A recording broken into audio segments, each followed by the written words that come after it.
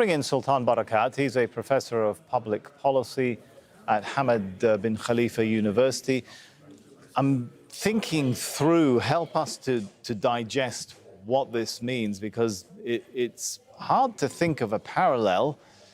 Maybe the closest thing, Sultan, people in this part of the world might remember the moment that Paul Bremer, back in 2003, December 13th, said the words, "We got him," in reference to Saddam Hussein. But even this is a bit different, isn't it? Flying into another country, taking the president out of the country, a bit different than what happened even in the Iraq scenario, which, you know, the capture of Saddam Hussein followed a US ground invasion. We were somewhat mentally prepared and a big hunt for that, right? Yes, yeah.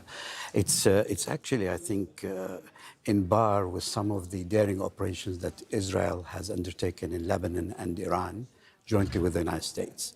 They're now moving the bar much higher than what we are used to, and very much against the international norms and international law. Where does it leave international law? Well, it's probably the end of it. I mean, we thought Gaza was the end of it, and this is now the nail in the coffin of any international agreement. The very principle of state sovereignty now has been taken apart.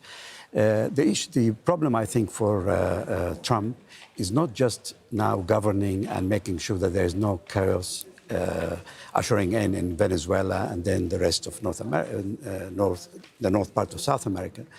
His worry, I think, is going to be the president is set to other superpowers in the world, and particularly China. I mean, only a few days ago, China had its maneuvers around Taiwan. And what he was just done in Venezuela is actually giving them the green light to start thinking in similar ways. If America can do it in Venezuela, using excuses of drug trafficking, restoring democracy, then why can't we do it to actually restore the unity of China? So they have much greater ground, really, to argue for such intervention. And this, I think, worries us in general. It worries us in particular in the Middle East, because we've seen many attempts of the United States on changing regime, be it in Iraq, regime change. Or regime change. And it has all led to disasters after so many years. Until today, the Libya attempt. Is there a message to this region, and particularly when it comes to tensions with Iran and what's happened? Well, there have been some attempts, and you could hear what Netanyahu was saying over the last few days, trying to link Iran and Venezuela. Of course, there are links between them, but not to the extent that they can be accused of standing shoulder to shoulder with the Iranians and therefore justify the removal of their president.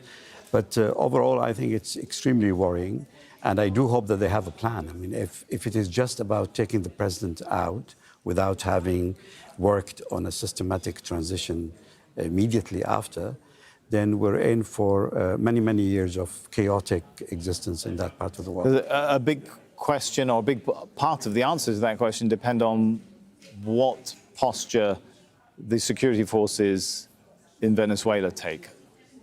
It's the security forces, it's the people, if they're going to accept that their president is changed in this manner. It's also the neighboring countries. And, of course, the many real drug mafias that exist in that part of the world. I think for them it would be now a great opportunity. If there's any chaos created, then that is what they thrive on. So there will be a lot of stakes at this stage. Where does this leave the Trump administration's commitment towards no more wars and conflicts and embroiling the US in conflicts? This is very confusing. We don't know. I mean, he came in on the basis that he's going to be the peace president and that he will bring end to all those conflicts. He seemed to have been sold on the idea that using force will generate peace. And we saw that in his reaction to the situation in Iran.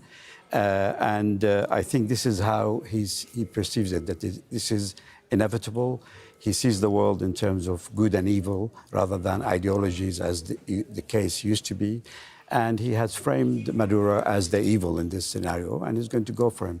So for him, I think in his own mind, the use of force is justifiable, and there will be a greater return of peace in Latin America. All right, Sultan Barakat from Hamad Bin Khalifa University, thank you so much. Thank you.